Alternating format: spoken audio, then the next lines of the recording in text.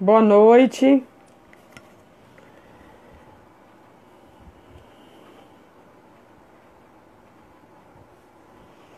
Esperando aí o nosso convidado.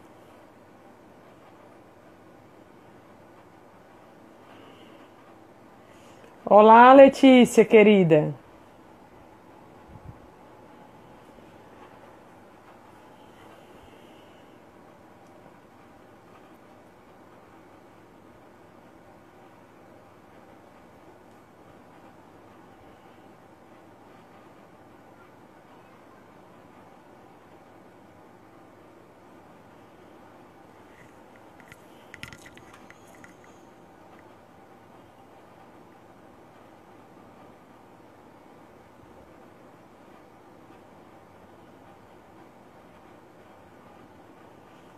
E hoje o nosso tema é migrantes ambientais. Então, direito internacional hoje aqui na série Diálogo Ambiental Constitucional Internacional.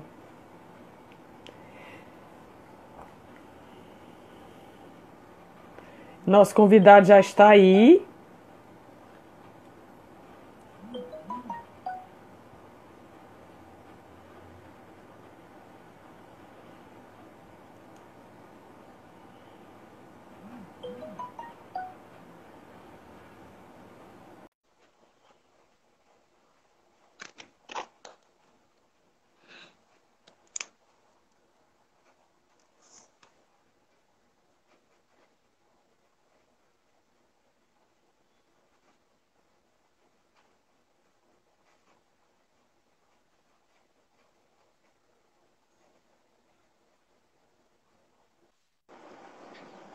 Olá, Olá, Matheus, tudo tudo bem? Boa bom? noite.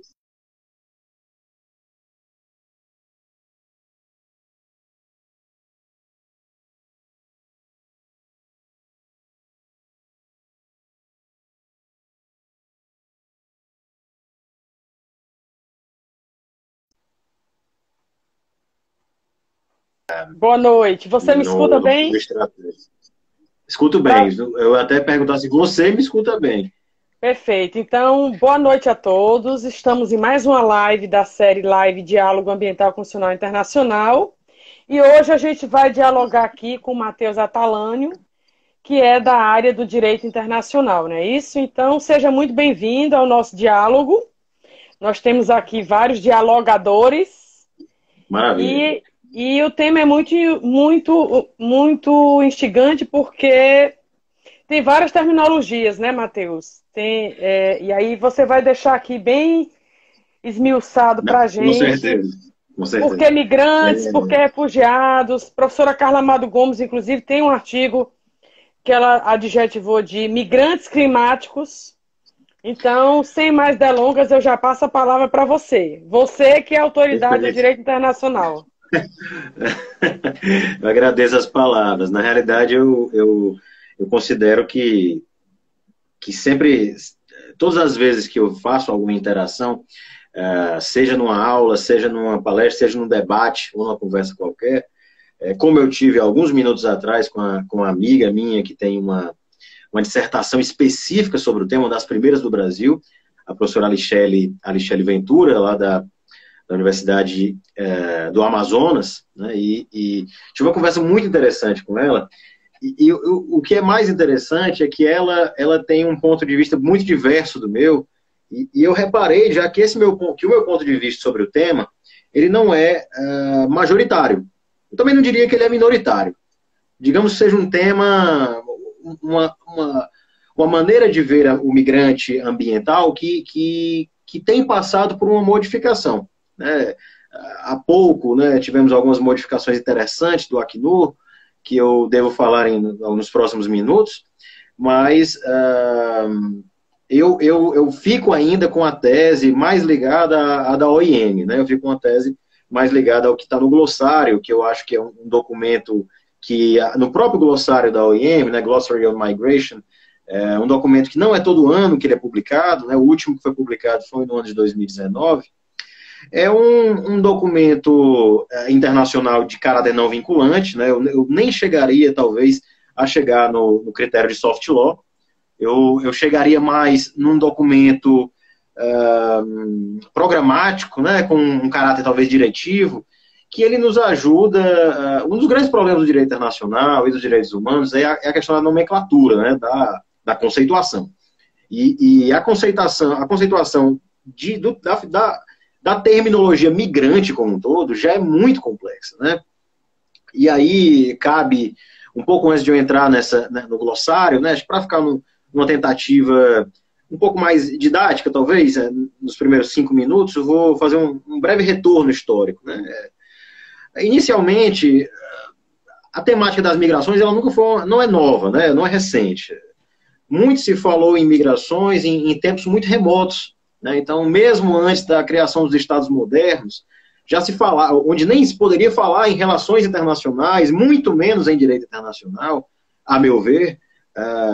Claro, se falava em primórdios, se falava em embriões, mas a partir do surgimento, acho que o grande surgimento dessa temática, como uma temática positivada, foi, ou melhor, natural, de maneira mais tangível, foi no momento em que os Estados modernos surgiram, né? Que aí a ideia do asilo, né, era muito forte, né? Tanto que inúmeros países tratam a questão do asilo, né, que é uma matéria muito mais, entre aspas, interna do que externa.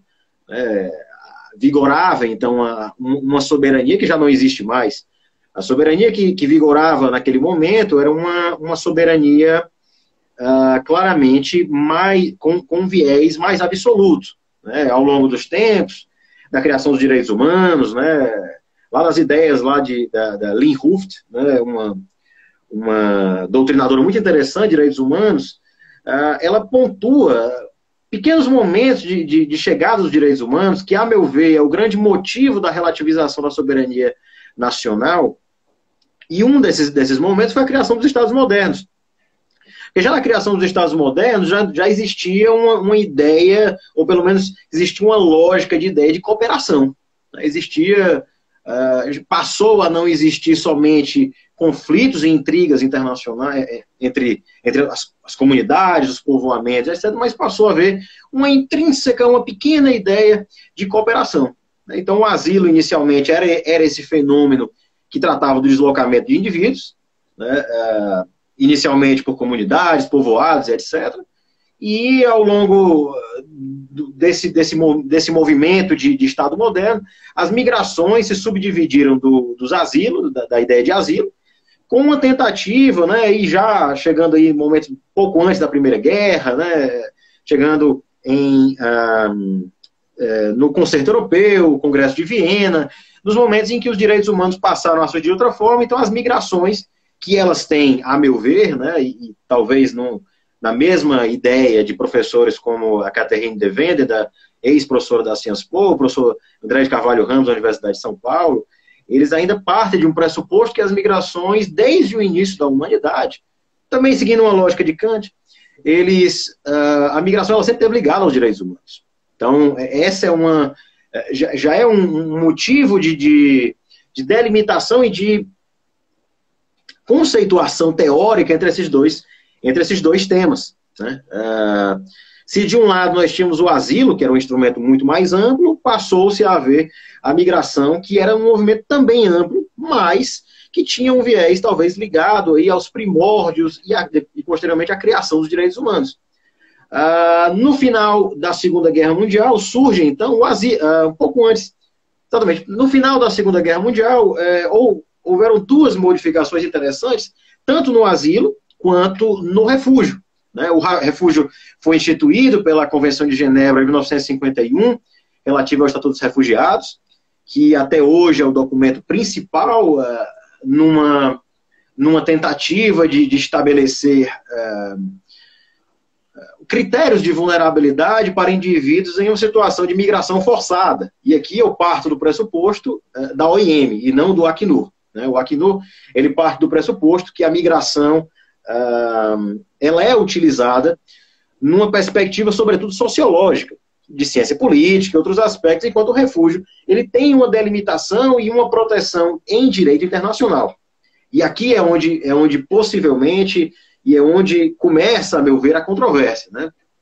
O asilo subdividiu-se sobretudo em asilo político, depois de dois casos, o caso Asilo e o caso Aya de la Torre, de 1950 e 1951, da Corte Internacional de Justiça, que inclusive contribuiu para a criação de um costume regional muito interessante aqui da América Latina, né? Passou a existir o costume, o asilo político diplomático, o asilo político territorial, e, sobretudo, num ponto de vista regional e num ponto de vista global, que para muitos autores ainda não é considerado um dos elementos necessários para um costume internacional, mas, a meu ver, e é de alguns outros autores, como, por exemplo, de maneira tímida, o professor Marcelo Dias Varela, do Centro Universitário de Brasília, eles já tendem a aceitar, e como o professor Alain Pelé também tende a aceitar, da Université Paris-Nanterre, onde eu estudava, eles já tendem a aceitar, no período mais distante, os costumes regionais também, como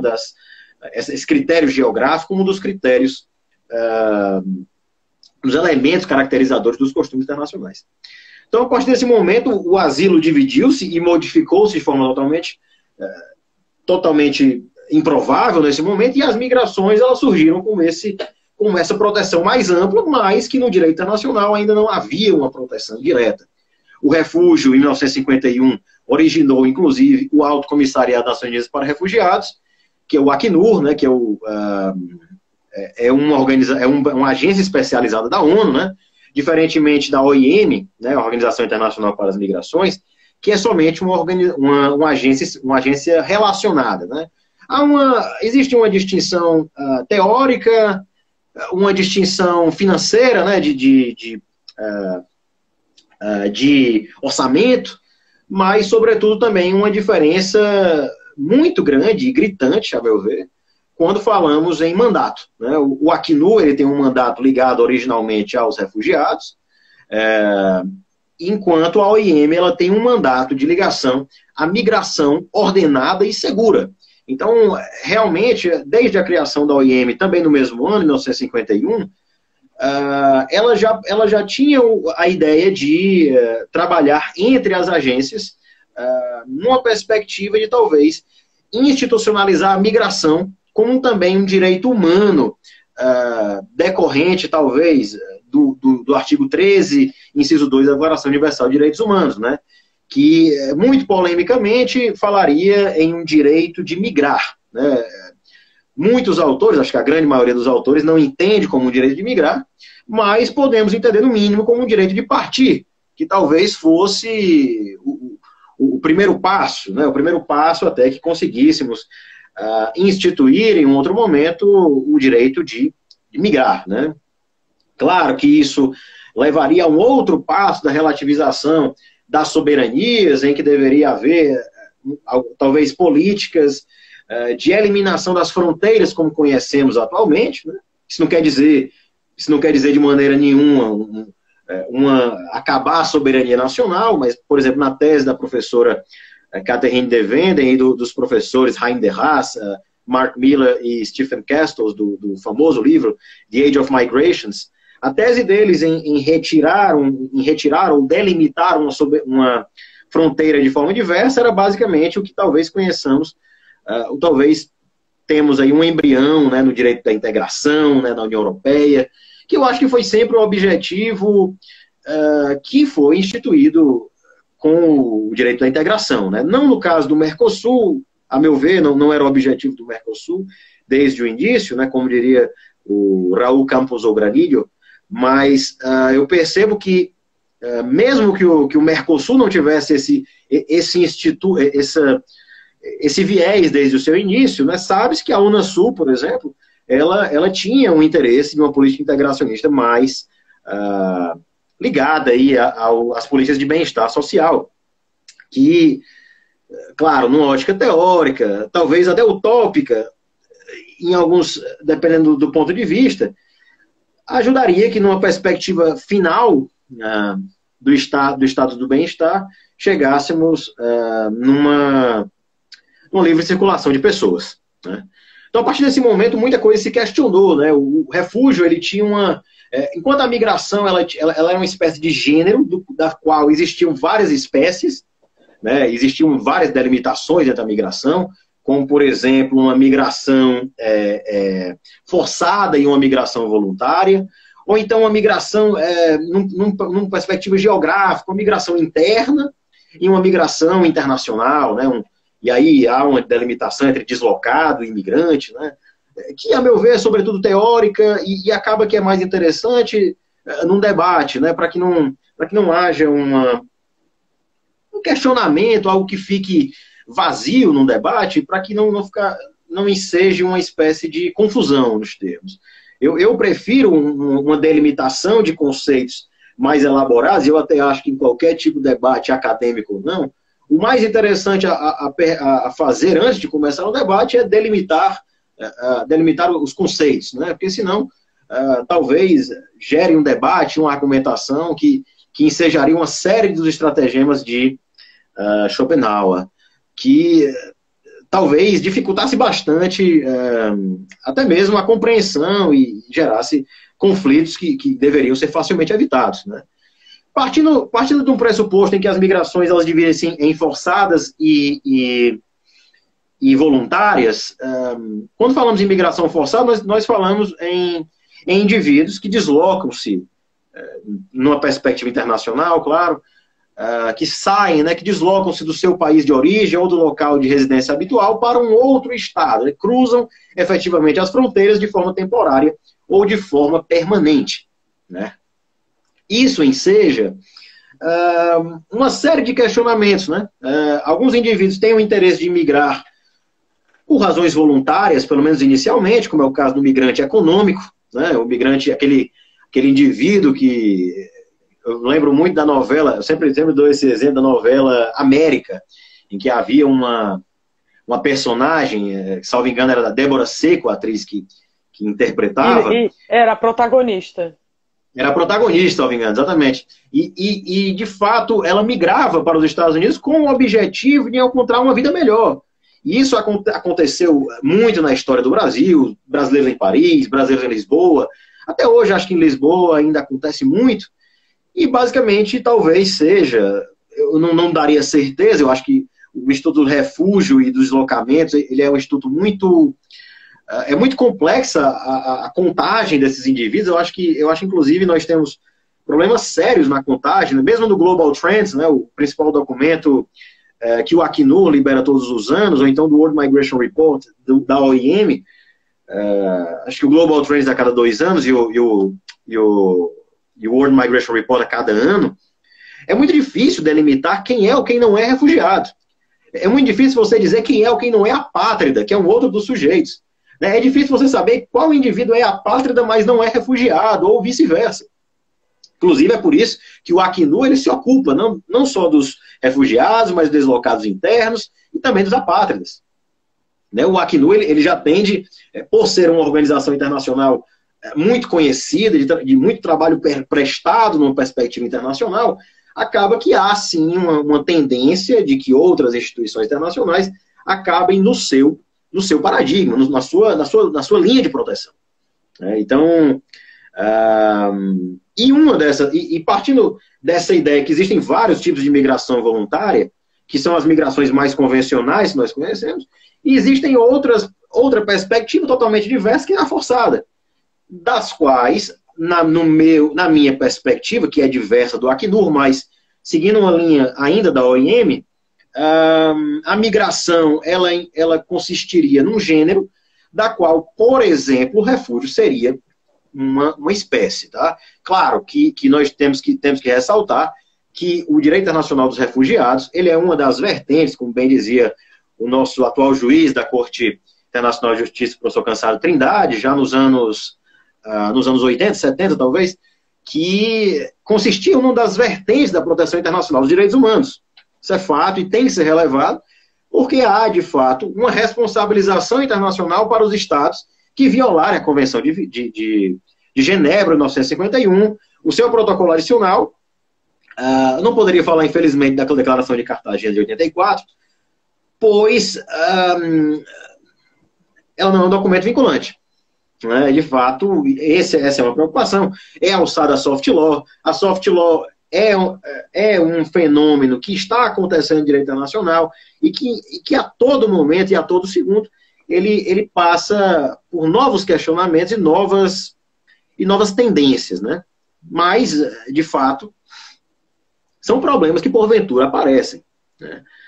Então, os refugiados, eles têm uma proteção muito específica, que são uma espécie de migrantes forçados, e eles têm uma preocupação específica, que logo no artigo 1º da Convenção estabelece 5, né, as 5 famosas razões para quem é refugiado, né, para consideração de quem é refugiado. Né? Sabe-se que já houve uma modificação posterior, mas baseado no artigo 1º da Convenção de Genebra, né, é refugiado aquele indivíduo que sofre perseguição, aquele fundado temor, que já houve algumas modificações. A meu ver, a ideia do fundado temor ela deveria ser retirada de todo aspecto, é muito difícil de ser comprovada numa perspectiva prática. Mas a ideia da perseguição continua, né, por motivos de raça, nacionalidade, religião, pertencimento a um grupo social e opinião política, né? E aqui é que chega um pouco do problema, né? Se nós entendemos que os migrantes, né, numa perspectiva internacional, o indivíduo que se desloca, que sai do seu local de origem para um outro país, ele sempre vai, querendo ou não, sofrer aí uma ideia de vulnerabilidade, né, numa perspectiva talvez de xenofobia, de racismo, que é até talvez natural, é um ponto de vista natural, infelizmente, numa perspectiva de defesa da sua soberania, que é uma ideia que já ao longo do tempo ela vai diminuindo, que ela vai se modificando, e é inclusive por isso, e por conta da globalização, de uma economia internacional consolidada, que nós passamos a ter cada vez menos problemas de racismo, problemas de xenofobia, claro que ainda acontecem, mas nós conseguimos viver num mundo cada vez mais globalizado, né? As informações, né, são cada vez mais fáceis de serem alcançadas, nós temos uma maior facilidade de nos deslocar, né? A economia globalizada possibilitou isso, né? E chega a ser cada vez mais fácil de ter uma relação próxima com outros indivíduos, de outros estados, etc. Então, nessa perspectiva de diminuição das vulnerabilidades, do preconceito, da xenofobia, etc., algumas convenções internacionais, né, a Convenção de Durham, nossa 2001, pode ser citada tranquilamente, que teve a participação de um brasileiro, né, José Augusto Lindgren Alves, talvez seja o embaixador mais importante na perspectiva de trabalho prestado em direitos humanos. E eu gosto muito da perspectiva que ele vê as migrações como uma temática que vai vir a ser, em algum momento, protegida pelo direito internacional também, né? Nós temos, infelizmente, esse rol praticamente taxativo do Acnur, nesses 5 que delimita nessas 5 possibilidades quem é refugiado, mas o próprio da Convenção, desculpa, e o Acnur, ele, em algum tempo depois, ele tem o condão de interpretar o que poderia se dizer em cada uma das suas normas, em cada um dos artigos, né, da Convenção de Genebra, né? E uma das delimitações interessantes, das conceituações interessantes que o Acnur propôs foi a questão da perseguição. Né? A questão da perseguição, né? Que perseguição é essa? Né? Será que a questão ambiental ela poderia estar ligada à perseguição? Né? E aí que começa o grande embate aqui entre as questões, né? E por perseguição, o Acnur ele entende violações de direitos humanos ou ameaça à liberdade de indivíduos por um dos 5 critérios: raça, nacionalidade, religião, opiniões políticas ou pertencimento a um grupo social, e que elas são cometidas por estados, por autoridades estatais, ou toleradas por elas, né? E aí que vem... eu tenho 2 grandes dificuldades quando eu penso em migrantes ambientais, né? A grande dificuldade macro, né, é a conceituação, e dentro delas 2 questões me vêm à mente, né? Primeiro de tudo, poderíamos falar, a partir de que momento nós falamos em migrante ambiental e a partir de que momento nós falamos em migrante econômico, né? Acontece nos últimos 40, 50 anos, pelo menos, né, 60 anos talvez, nós tivemos aí uma degradação ambiental nunca antes vista na história da humanidade. Né? Questionável, mas é o que nós temos visto nos últimos tempos, tanto que, a partir dos anos 70, nós tivemos uma série de convenções, declarações, né, documentos internacionais que tiveram o objetivo de instituir um direito internacional do meio ambiente. Ou seja, uma preocupação com a preservação do meio ambiente, como inclusive uma perspectiva talvez cultural, uma perspectiva ligada à humanidade, né, um princípio ligado ao bem comum da humanidade, por exemplo, sempre comentado no concurso de admissão à carreira diplomática, me lembra bastante dessa questão. Me lembra bastante dessa questão. Os migrantes ambientais, na delimitação da OIM, que já deixo claro que ela mesma, o próprio glossário da OIM, deixa claro que não há uma definição clara, né, inexistente uma definição clara do que seria uma migração ambiental. Né, e citando na página 65, a migração ambiental é o movimento de pessoas ou grupos de pessoas por motivos de mudanças repentinas ou progressivas do meio ambiente que afetam adversamente suas vidas ou condições de vida e são forçadas a deixar seus locais de residência habitual ou optam por fazê-lo, temporário ou permanentemente, que deslocam dentro ou fora do seu país de origem ou residência habitual. O que, de fato, entraria em conflito com as teses ligadas ao refúgio de diversas maneiras. Né? Se você partir do pressuposto que eu parto, que é esse, simplesmente pelo fato de ser forçado a sair ou optar por fazê-lo, o refugiado ele não opta por fazê-lo. Ele é literalmente forçado.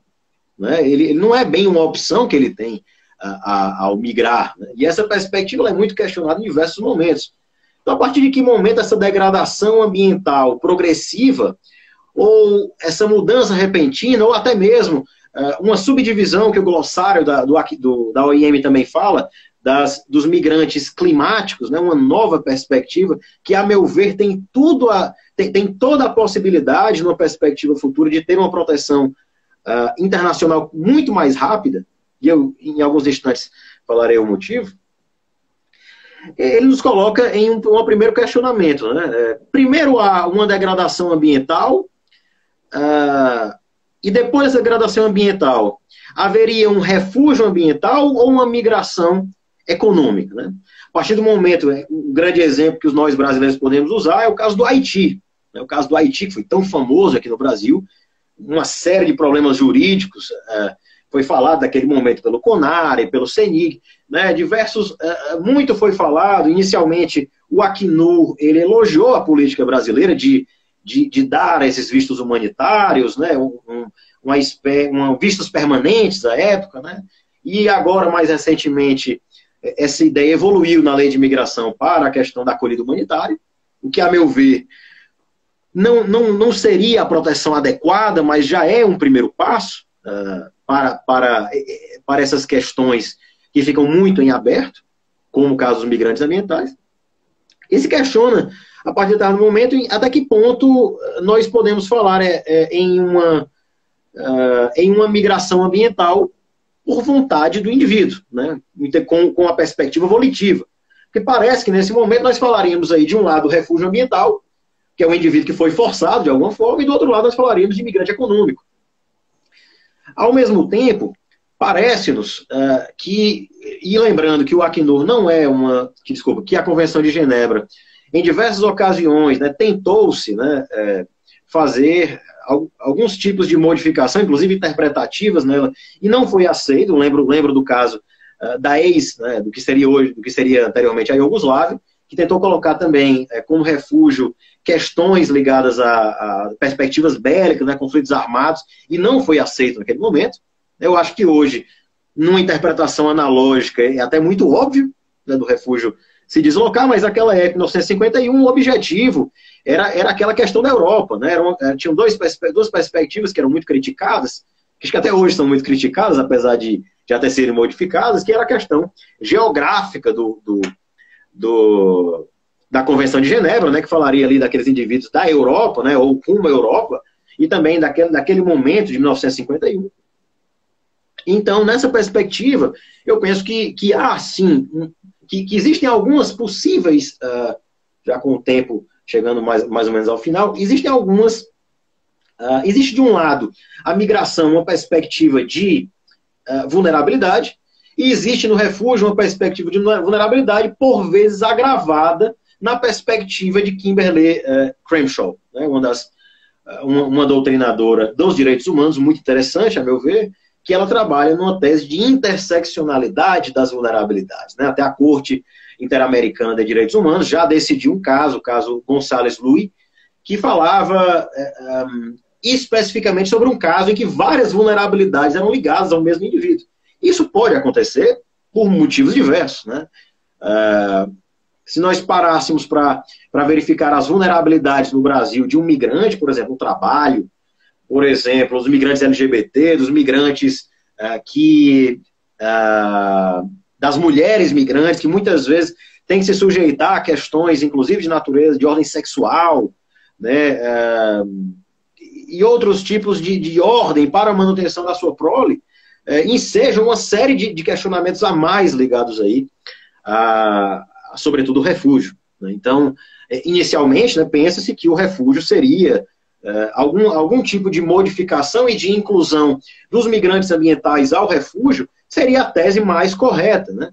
No entanto, né, já vista a sua quase que impossibilidade, a lógica mais interessante, a meu ver, seria não partir por essa lógica da vulnerabilidade agravada, mas numa lógica parecida com a do professor Aziz Saliba, da Universidade Federal de Minas Gerais, que eu gosto bastante, né, que é uma verificação, ou caso a caso, né, que também a professora Érica Pires Ramos, ou Ramos Pires, desculpa, ela também fala nessa ótica. Talvez, se houvesse, né, claro, né,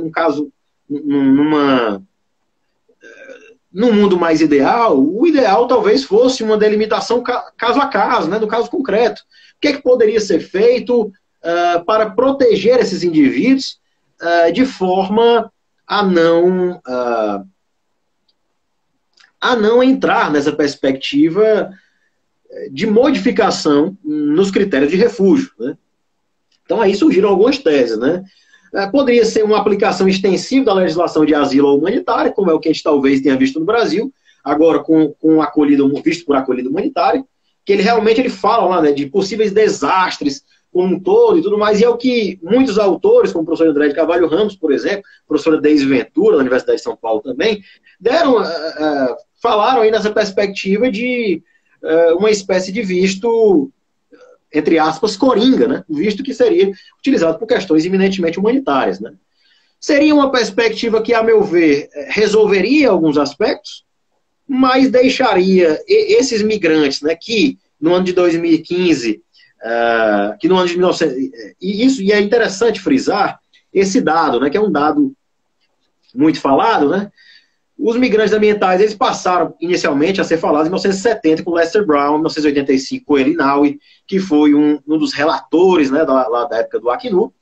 Alguns anos depois com Jacobson, mas em 1995 com Myers e Kent, foi feito o primeiro momento em que isso tomou uma dimensão imensa, né, que os migrantes ambientais somavam 25 milhões de pessoas, enquanto os refugiados 22 milhões de pessoas. Então, nesse momento, e partindo de um pressuposto, sobretudo que os lugares que mais ocorrem essa migração ambiental, é no Oriente, né? Seja no no Noroeste africano, seja no Sudeste Asiático ou na América Central.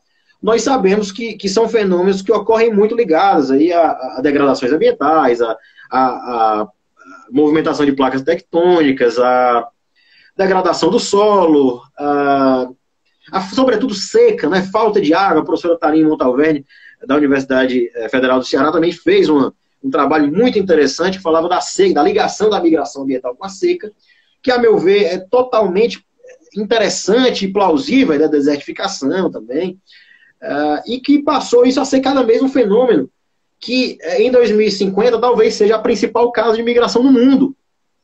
Então eu penso que nesse momento aqui, uma aplicação extensiva das teses de asilo, ou de acolhida humanitária, como é o caso que o Brasil talvez tenha tentado fazer com a sua lei de imigração, ou a ampliação do conceito de refugiado, talvez não sejam as melhores ideias a se dispor. Talvez, e a meu ver, e aqui eu parto da ideia do professor André de Carvalho Ramos, quanto mais cedo nós conseguimos instituir um direito internacional à mobilidade humana, né, que é uma das teses que ele tem trabalhado na Universidade de São Paulo, numa tentativa de instituir o direito internacional das migrações, como o professor Jair Bichara, da Universidade Federal do Rio Grande do Norte, ou o professor Sidney Guerra, lá do Rio de Janeiro, tentam e já começam a estudar e a publicar, sobretudo num âmbito da pesquisa científica, né, que ainda é incidental, mas é esse o objetivo da pesquisa científica, né, pelo menos iniciar debates necessários para a sociedade humana em tempos presentes e futuros.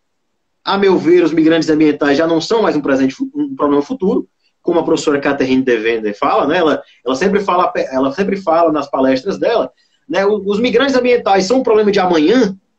A meu ver, não.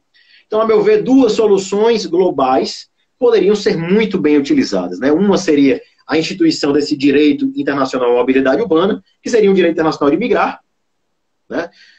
Aí, como isso seria feito, aqui é um grande problema, né? Países do norte, muito dificilmente, do norte global, muito dificilmente, e é um problema há mais de 50 anos, tem dificuldades de instituir políticas migratórias inclusivas, sobretudo para indivíduos do sul, né? E sabe-se que não faz muito sentido, pois as migrações, normalmente, elas são norte-norte ou sul-sul, né? As migrações sul-norte, norte-sul, elas são uma tendência, mas que até então, nos últimos Global Trends, o World Migration Report, a gente vê que a gente consegue verificar pelos gráficos que a Organização das Nações Unidas propõe, que não são ainda uma tendência tão tangível como muito se fala com países mais que aceitam teses um pouco mais nacionalistas, como os Estados Unidos, tendem a seguir, né?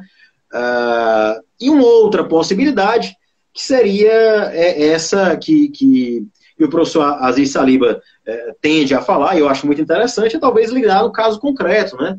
Com o professor Benoît Mayer, também, que é um professor da Sciences Po, que inclusive publicou pela Sciences Po, mas atualmente na Universidade de Singapura, ele tem uma proposta de não especificar uma delimitação como refúgio, mas deixar a migração ambiental, como ela tem diversos aspectos e diversas possibilidades, diversas maneiras de se delimitar, prefere-se que haja uma conceituação específica, uma proteção específica para os migrantes ambientais, e que em um momento específico que se tente, né, numa perspectiva extremamente difícil de ocorrer, né, um pacto, né, um tratado internacional de natureza global que seja majoritariamente aceito pelos estados, né, o que me parece quase que uma utopia em tempos de políticas, sobretudo nacionalistas, numa perspectiva internacional. Muito pode ser falado sobre esse tema, professor.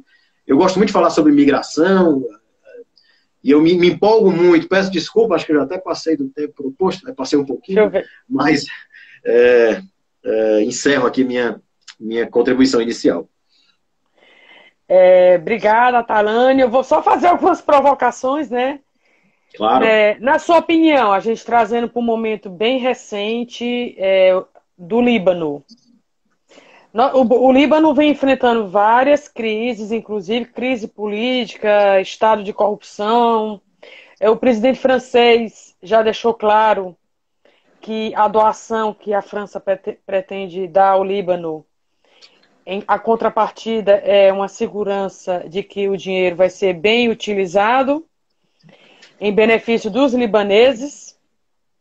A gente poderia chamar algumas pessoas que estão lá no Líbano e que, porventura, tenham a liberdade de sair do Estado libanês de migrantes climáticos, migrantes climáticos é o artigo da professora Carla, migrantes ambientais, na sua concepção. Eles estão também com um grave problema energético, né? Antes Sim. do e que vai gerar e que pode gerar fenômenos muito maiores, né? Você está falando que a explosão do Lippe, salvo engano, foi no principal porto da cidade. E isso vai trazer problemas gigantescos numa perspectiva de abastecimento, né? E alguns direitos humanos podem ser violados nessa perspectiva, né? Direitos humanos, sobretudo, ligados aí aos direitos econômicos, sociais e culturais de 1966, né? Mas, mesmo no caso, que eu peço desculpa, não sei especificamente sobre o Líbano, se ratificou, mas estaremos falando da Declaração Universal de Direitos Humanos, que apesar da controvérsia sobre a sua vinculação, nós sabemos que a Declaração Universal de Direitos Humanos ela já é, no âmbito internacional, aceita como costume. Então, nessa perspectiva, eu entendo que ela poderia ser utilizada, que esses princípios, esses aspectos ligados aos direitos sociais, econômicos e culturais, eles deveriam e devem ser muito bem utilizados. Duas coisas interessantes que me chamaram a atenção, a sua pergunta, muito legal, não tinha pensado nessa perspectiva. Um visto por acolhida humanitária poderia ser utilizado? A meu ver, sim, desde que provadas as condições de vulnerabilidade e de desastre específico ambiental, seja ambiental ou seja de direitos humanos, que o ambiental não deixa de ser direitos humanos, a meu ver, sim. A meu ver, é claro, né, que é uma questão a ser verificada no caso concreto, né, não a questão de vistos aqui no Brasil, ela não é, pelo menos inicialmente, verificada numa perspectiva coletiva, mais individual. Claro que a partir de um determinado momento, normalmente existem aí diretivas, né, a serem trabalhadas pelo CONARE, por exemplo, ou por outras organizações brasileiras que vão trabalhar sobre a migração, né? Infelizmente nós não temos uma global, né, que unisse tudo, né, que era um dos grandes pedidos do anteprojeto de lei de imigração. Mas nós temos um Ministério da Justiça, né, que depois, sobretudo, das críticas ao decreto 666 de 2019, da época do Sérgio Moro, ainda era ministro da Justiça e da Segurança Pública, né, muito há uma tentativa do governo brasileiro de tentar unificar essas políticas, né, pelo menos numa perspectiva prática e de talvez economia processual e outros aspectos, né. Deixo claro que há uma diferença gritante quando se vai pedir um visto por questões migratórias gerais e quando você vai pedir o status, a concessão do status de refúgio, né. O status de refúgio ele tem uma perspectiva vinculada, né, a partir do momento em que o indivíduo ele preenche, ou melhor, que ele não preenche, ou que não seja garantido que ele não preencha tais critérios de refúgio, ele será obrigado a entrar como refúgio. Pelo menos essa é a perspectiva, né, colocada pela Lei 9474, que é ainda mais inclusiva, mas não tão inclusiva, eu tenho que ser honesto, do que a Convenção de Genebra de 1951. Nessa perspectiva, sim. O Líbano, numa perspectiva política, ele sofre com alguns aspectos relevantes a serem mencionados, né? Sobretudo, começando com a Primavera Árabe, né? Que é um movimento democrático, entre aspas, né? Enfim, para muitos autores, dos quais eu creio que me encontro, é um movimento que inicialmente cresceu numa perspectiva democrática, numa perspectiva de modificação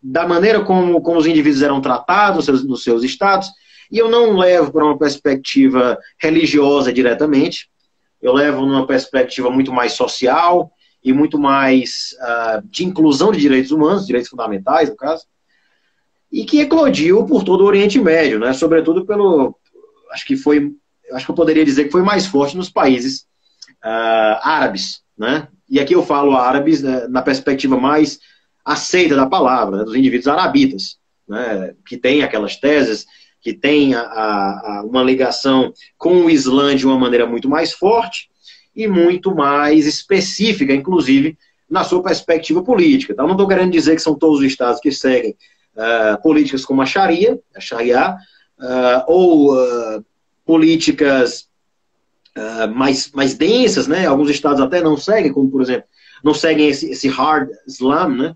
Como se fala o Egito, né?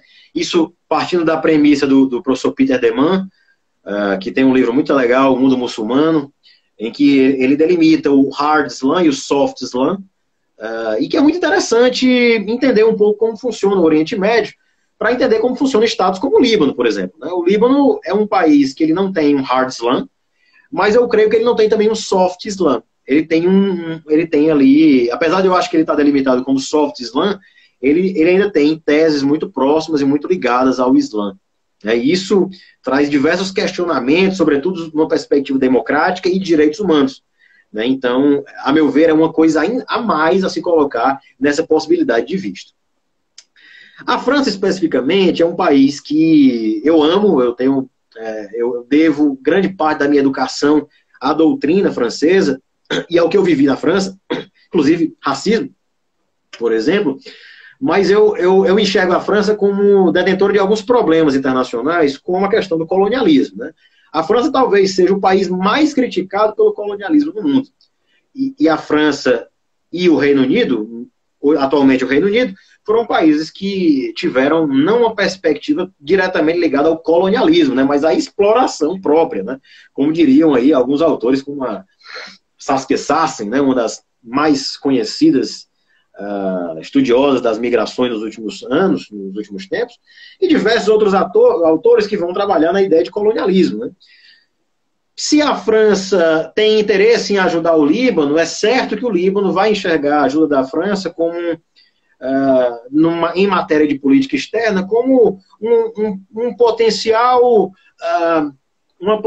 perspectiva de políticas neocolonialistas. Né? Então, é sempre algo, o embate entre países, sobretudo do Oriente Médio ou do Magrebe, do norte da África, com a França é sempre muito polêmica.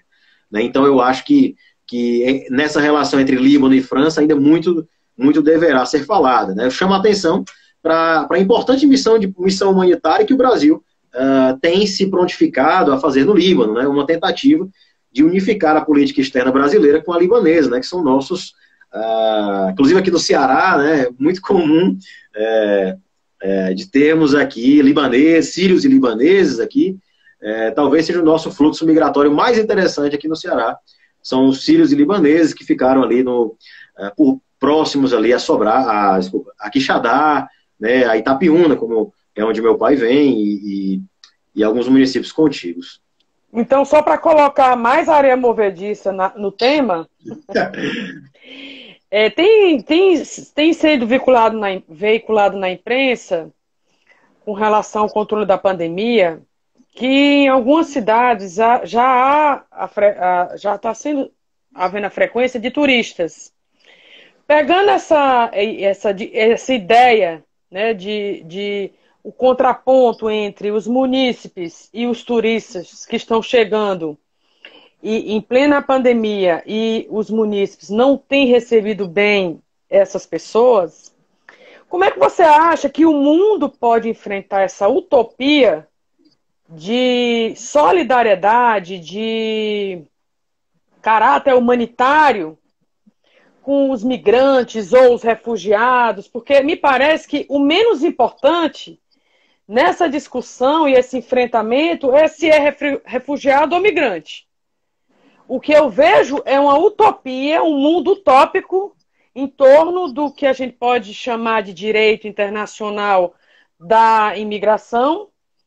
Ora, se em plena pandemia a gente não consegue aceitar, a cidade está aberta, por determinação do governo estadual ou da prefeitura municipal, e o turista está ali, a problemática é porque os turistas estavam sem máscara. Como é que a gente pode pegar essa ideia aí, esse exemplo, e transplantar para uma arquitetura muito mais complexa, que é internacional? Como é que você acha que o mundo vai conseguir romper essa barreira e essa utopia? Não, bom, primeiro de tudo, vale ressaltar a entrada, assim, a criação da ONU, né? A criação da ONU em 1945, pela Carta de São Francisco, ela já trabalhou numa ideia de instituir certos princípios internacionais que em um momento posterior originaram um sistema global de proteção dos direitos humanos. Os direitos humanos são talvez o grande mote de proteção da ONU, né? Não é a única, nós falamos de cooperação, que muitas vezes não está ligado a uma perspectiva humanitária ou de direitos humanos, mas é certo que a perspectiva de direitos humanos ela está dentro da visão e da maneira como a ONU segue as suas políticas, né? A partir do momento em que a Declaração Universal de Direitos Humanos, de 1948, um documento que até então não era vinculante, né, que foi instituído como uma resolução, a Resolução 217-A3 da Assembleia Geral da ONU, mas que marcou a história do direito internacional, dos direitos humanos, por ter englobado em um único documento direitos fundamentais, direitos humanos de primeira e segunda geração e talvez um pouco mais controversialmente de terceira. Então foi um documento que ele não vinculou só um lado do mundo, né? Ele tentou vincular os dois lados da moeda, tentar realmente uniformizar, numa perspectiva, inclusive, de universalidade de direitos humanos, direitos que fossem interessantes para ambos os lados, né? Um lado mais social, utilizado na época pela União Soviética, um lado mais liberal, ligado aos Estados Unidos, por exemplo. Então, nessa perspectiva de direitos humanos, muito se criou, né? E a Declaração Universal de Direitos Humanos, ela instaurou essa ideia, ela iniciou essa ideia de universalidade, em que existiria uma redução da soberania nacional em prol da promoção de direitos humanos. Então, os direitos humanos, apesar de para muitos, né, não é a minha opinião, notadamente, mas para muitos parecerem muito utópicos, né, eles são a realidade que a gente está tendo que trabalhar, né? Pelo menos é um objetivo a se traçar, né? E as constituições de Weimar e outras constituições internacionais, elas tentam seguir a mesma lógica. Em 1919, a Constituição de Weimar, ela inicia um novo padrão de ótica, que no pós-positivismo, depois da Segunda Guerra Mundial, nós poderíamos dizer que os direitos humanos e que a dignidade da pessoa humana, eles inaugurariam ainda mais um novo momento, né? O GATT também, que em 1947 ensejou toda a criação desse sistema de Bretton Woods, que em 1994 originou a OMC, 1995 no caso, originou a OMC, numa perspectiva inicialmente comercial, mas que limita a atuação de indivíduos em todos os aspectos, inclusive no aspecto ambiental, né, que muita gente não sabe, e é super interessante, porque talvez seja a principal proteção ambiental em uma organização internacional. E o que, a meu ver, é muito interessante essa perspectiva. Então, entendendo que os direitos humanos eles estão ligados à nossa vida no pós-criação, pós-sistema global, né, pós-ONU e pós-sistema de Bretton Woods, não teríamos como olvidar a necessidade e a proteção dos migrantes como um todo, numa perspectiva de direitos humanos, né? Uma coisa que é certa, apesar de inúmeras controvérsias, em inúmeros documentos internacionais, existe uma controvérsia sobre o artigo 7º do Pacto Nacional de Direitos Civis e Políticos, existe uma controvérsia existem inúmeras controvérsias sobre os documentos do Acnur, né? Mas é certo que entende-se, a meu ver, de maneira límpida, que migrantes ambientais ou não, refugiados, eles merecem aí o respaldo dos direitos humanos provenientes aí de pelo menos uns 40 ou 50 tratados nacionais de direitos humanos que existem, né? É fato, e essa semana foi interessante, salvo engano foi o professor Luiz Renato Vedovato, ou foi o professor Marcos, ou foi o embaixador Marcos Castriotto de Azambuja, que num debate me foge agora a figura específica, mas o que interessa foi a frase, que a meu ver foi muito interessante. Se existe uma flexibilização de direitos para a população local, né, deve existir também, à luz dos direitos humanos, uma flexibilização para os migrantes. Nessa perspectiva, tudo bem.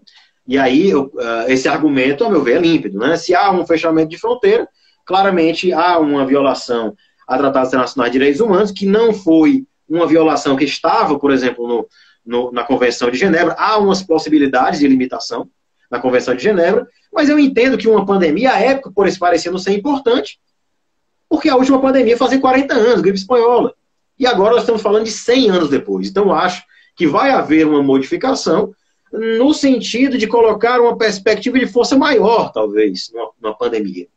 Então, isso, de um lado, nós temos os interesses governamentais e honestos de fechamento de fronteira, ou de pelo menos fechamento parcial das fronteiras, e de um outro lado nós temos os direitos humanos desses migrantes, né? Então, eu acho que talvez o que fosse mais interessante seria a manutenção, uma tentativa de solução global entre os dois lados, em que, de um lado, nós teríamos os interesses governamentais, que ligados a uma soberania que ainda existe, e que, a meu ver, vai existir para todo sempre, mas que foi relativizada, e os direitos desses indivíduos que estão, muitas vezes, em situações precárias, vulneráveis, de talvez agravamento, inclusive, da própria Covid, se não houver um esforço conjunto, né, de organizações internacionais, como a Acnur, a OIM, o próprio governo federal na Operação Acolhida, ou então de ONGs muito interessantes, como a Acolhida 343, outras organizações não governamentais que trabalham nas fronteiras, e também da sociedade civil, né, uma tentativa de, se não há uma entrada, pelo menos que haja um trabalho específico de manutenção dos direitos humanos nos campos de refugiados, nos campos de imigração, numa tentativa de tentar aí, solucionar um problema de uma forma política muito danosa para cada um dos lados.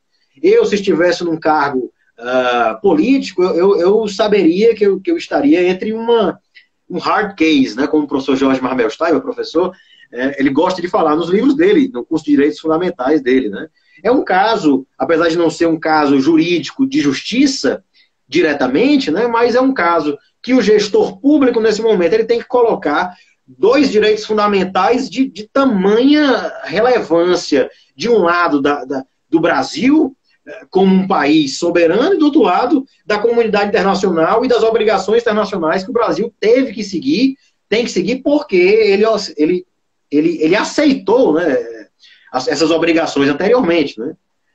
Eu realmente procuraria, eu tentaria, numa posição como essa, procurar uma posição no intermédio, né?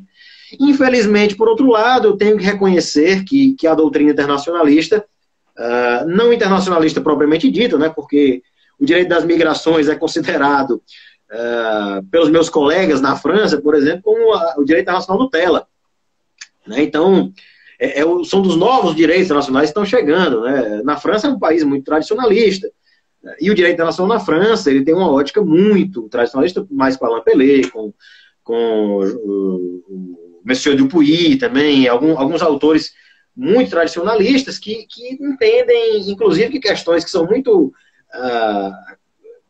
pacíficas para nós do outro lado do mundo, para eles são totalmente contrárias.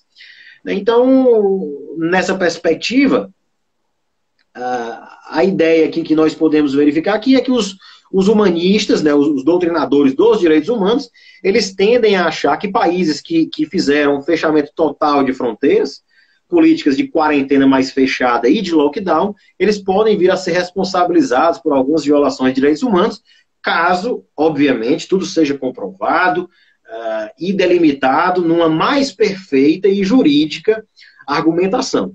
Infelizmente, e felizmente, por outro lado, eu não vejo nenhuma argumentação até então tão concreta e tão pacífica a fim de responsabilizar o Brasil internacionalmente por um ilícito internacional desta natureza. Peço desculpa pela resposta. Não, foi ótimo. Antes do Instagram suspender a live, falta 1 minuto.